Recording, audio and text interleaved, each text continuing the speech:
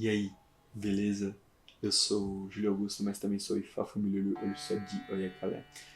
E você sabe que este é um canal de resenha literárias. Eu sempre falo sobre algum livro, mas sobre um aspecto sociológico e também um aspecto religioso, pela ótica de um sociólogo macumbeiro. Hoje eu vou falar sobre um livro que eu considero indispensável para todo mundo que está começando na Umbanda, que é a Umbanda Preta, da Flávia Pinto. Bora!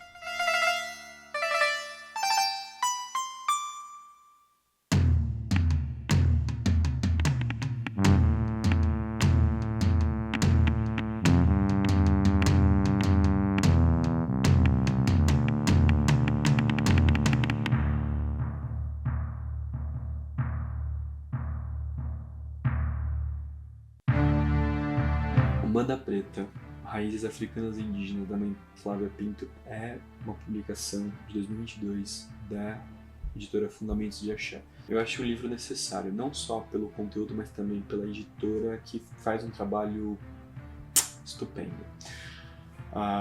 Aquele versão do livro Espiritismo, Magia, Sete Linhas de Umbanda também foi da editora Fundamentos de Axé, que é aquele que se preocupou em colocar as páginas da edição do jornal antes de cada capítulo. Eu fiz uma resenha sobre ele. Essa editora, ela realmente mostra, tem muito cuidado numa diagramação extremamente elegante. Neste livro, especificamente, da mãe Flávia, ela diz ser 11 anos antes deste. Também dá. Eu preciso só fazer uma abordagem sobre esses dois, que antes de começar a resenha deste especificamente. Quando alguém me pergunta, Júlio, eu entrei na Umbanda, o que você me recomenda que eu leia? E a Umbanda, ela não é uma coisa estática, ela não é uma coisa sólida, onde todos os autores eles falam sobre facetas do mesmo objeto. Não. A Umbanda, como é uma prática espiritual que os seus autores eles partem de origens diferentes, eles têm compreensões da Umbanda de forma diferente. Então, ao longo dos anos, onde alguns autores foram definindo as práticas umbandistas, os rituais, os dogmas, o que deve fazer, o que não deve fazer, eles ou partiam de um ambiente espírita, ou eles partiam de uma ótica católica, ou muitas vezes até partiam de uma ótica candomblessista. Ao longo do tempo, a Umbanda foi sendo definida de diversas formas por autores diferentes e que muitos deles foram criando vertentes próprias.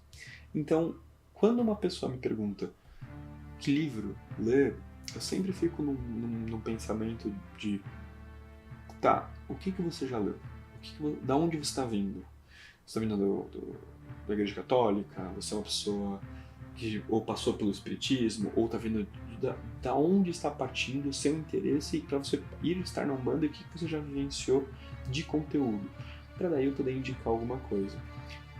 E o segundo ponto é o lugar que você está indo. E aí eu começo a fazer umas perguntas sobre o local. Porque às vezes, dependendo de como for, se a pessoa frequenta um local de uma religião, de uma vertente de Umbanda específica, se eu der um livro, recomendar um livro de uma outra vertente, não vai ajudar, vai estar mais complicando a estadia dela dentro da religião. Então eu pergunto, tá, qual que é a sua vertente de Umbanda? E aí talvez ela não saiba, mas eu faço algumas perguntas que daí eu falo assim, ouve a palavra tronos, você já ouviu falar que orixás são energias e manifestações de tronos? Aí eu começo a fazer umas perguntas, se ela já entende isso, eu falo, então você dá uma Umbanda Sagrada, leia os livros tal, você vai entender melhor a sua prática umbandista. No entanto, quando a pessoa ela não sabe definir, mas ela já ouviu falar no nome do Zélio Fernandes de Moraes, ela entende que a Umbanda é a prática, a manifestação do espírito para a prática da caridade, quando ela tem esse tipo de discurso, aí eu entendo que ela vem do universo umbandista que a gente pode classificar como um universo umbandista zelista, que tem como origem a visão do Zélio. E aí, nesse caso, esse livro aqui. Por quê? Porque nessa época que a mãe Flávia Pinto publicou esse livro, ela tinha a mesma visão. Então ela estava apresentando a Umbanda para esse público. Ela está falando tanto dos rituais, dos dogmas, da ética, e dos atos, seja fúnebres, seja casamento, seja batismo, sempre dentro da ótica deste universo. Então esse livro ele serve para essa abordagem. No entanto,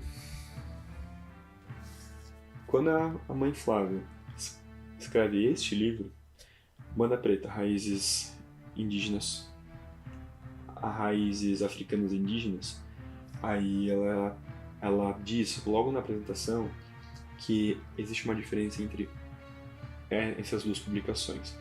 Ela assume na apresentação que passam-se 11 anos entre as duas obras e a pessoa que escreve esse livro, ela diz que não existe mais dentro dela.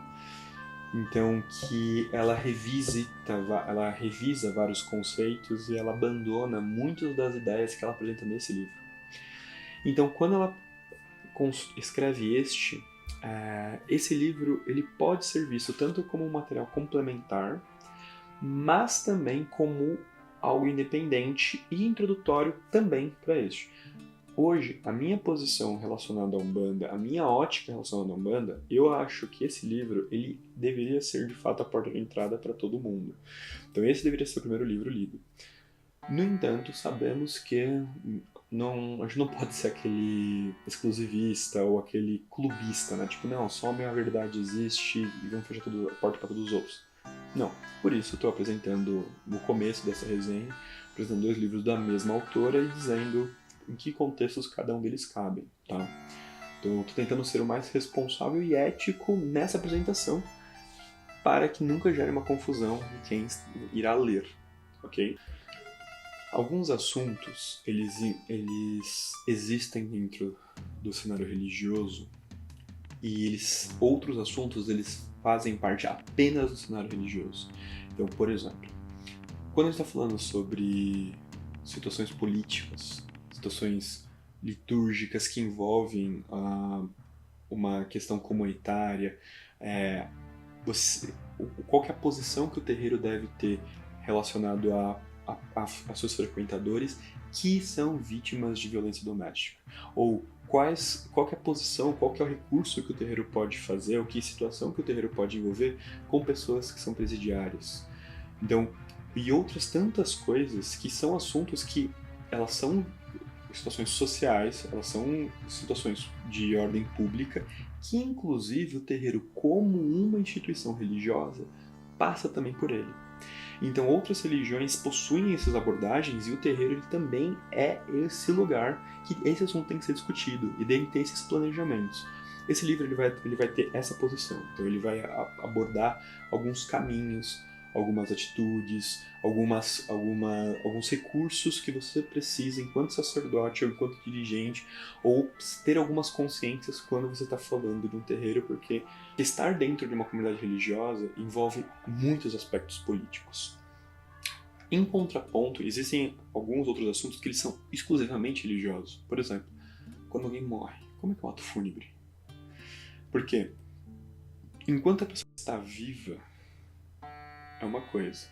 Mas o que acontece antes da vida ou após a vida, ou quando alguém se casa, ou quando alguém traz uma vida nova, esses assuntos eles são exclusivamente do âmbito religioso, que envolve o batismo, ou como é que é o casamento, a vida após a morte, a próxima vida, tudo isso são assuntos que é responsabilidade de uma religião apresentar. Só que quando a gente está falando da Umbanda, que nós estamos falando aqui, que é uma prática espiritual que bebe de diversas fontes, seja indígena ou seja africana, então qual a fonte nós estamos legitimando? Qual que é a fonte una? Como é que a gente coloca tudo no mesmo lugar? E aqui a mãe Flávia, ela começa então a construir algumas narrativas, e aqui a mãe Flávia, ela é muito respeitosa e responsável em não construir uma vertente nova ou uma ilação nova, ou falar como tem que ser e já dizer uma ótica que se aplica para todo mundo. Porque senão ela estaria criando uma nova vertente. Ela sempre recorre ao que nós temos enquanto instituição para fazer uma reflexão e colocando algumas abordagens que nós, enquanto praticantes, deveríamos ter sobre os assuntos, tanto de ato fúnebre, quanto de casamento, quanto de batismo, quanto de vida de iniciação, quanto o que vai acontecer após. E aí, quando nós estamos entrando no terreiro de Umbanda, quando nós estamos começando nessa religião, ou nessas práticas espirituais, nós acabamos não parando a pensar nisso. E aí, você ler um livro que seja introdutório, que traga esse tipo de abordagem, é importante. Entende? Mas não só isso, mas também falar sobre o que é o preto velho, o que é um caboclo, o que é um exu. Por que nós usamos os termos ancestrais, o que acontece, o que aconteceu com o Brasil. Então, ela faz esses diversos, ela amarra esses diversos assuntos para apresentar de uma forma introdutória, didática, para o neófito. Eu gosto pra caramba desse livro. Inclusive, o único detalhe que eu tenho no livro anterior dela, que ela apresenta algumas coisas sobre uma ótica bastante romantizada e bastante florida sobre alguns assuntos, nesse livro ela já abandona um pouco esse discurso. Então, de fato, eu reconheço que a narrativa, a forma que a Flávia apresenta esses assuntos, dá para perceber que agora ela está em outro momento. No entanto, nesse livro, a única coisa que me incomoda um pouco como leitor é que no momento muitos capítulos ela referencia a si mesma, mas em outra obra. Então, por exemplo, ela está abordando um assunto e ela fala, então, para ler mais ou para entender mais esse assunto, leia, e ela referencia um outro livro dela. Só que uma coisa é você fazer isso na apresentação, no começo, falar, leitura complementar, esses dois livros, né? Outra coisa, assim, umas quase 5 vezes, 10 vezes ao longo do livro, que ela fala, então como eu disse no livro, então como eu disse no livro, então continue. É a única coisa que me incomoda um pouco, mas assim, isso é longe de ser um problema, tá? É um livro que se valer a pena, compra os outros 2 livros que ela também referencia, leia, faça essa leitura global. Eu não li os outros, eu li apenas exclusivamente esses 2. Esse principalmente é o que eu tenho recomendado bastante, principalmente porque a edição está muito bonita e o conteúdo está excelente. E agora vou finalizar referenciando o nosso grande mestre Paulo Freire. Se nós construirmos uma base sólida, educacional, nós de fato vamos mudar o amanhã. Então, o que o terreiro precisa é de uma sociedade diferente. E para ter uma sociedade diferente, então quando a gente fala sociedade, é uma sociedade que não seja hostil, que não seja opressora, mas para construir uma sociedade diferente, nós precisamos fomentar a base, através de educação, através de material teórico, material didático, e através de conteúdo educativo sólido. Então, assim, essa é a grande discussão, esse é o grande problema, esse é o grande X da questão. Então, se materiais como esse forem materiais de entrada para praticantes umbandistas e respeitando o lugar que a pessoa está, respeitando o ponto de origem dela, lembrando, você não pode impor uma opinião para qualquer um, que todo mundo tenha que pensar igualzinho a você, porque senão você vai estar sendo tão hostil quanto a pessoas de outras religiões que conosco. Então, respeitando esses pontos de origem, ao momento que a pessoa está, assim que você percebe isso e você consegue consolidar esse tipo de conteúdo como conteúdo introdutório, nós construímos uma base educacional, uma base civil e uma base religiosa e principalmente uma base de praticantes muito mais, não só afrocentrada, mas afroconsciente. Pessoas com consciência de classe, consciência social. E aí aí é o futuro, sabe? Aí literalmente é o futuro. Então, recomendo que você leia esse livro. Esse livro tá na descrição. Então, se você quiser comprar ele na Amazon, tá aqui. E também recomenda para outras pessoas. Compra, distribui.